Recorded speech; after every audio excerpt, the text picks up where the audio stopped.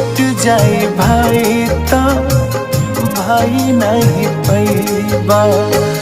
याद रखी तू बड़ा पछतैबा। छूट जाए भाई तो भाई नहीं पैबा। छूट जाए भाई तो भाई नहीं पैबा।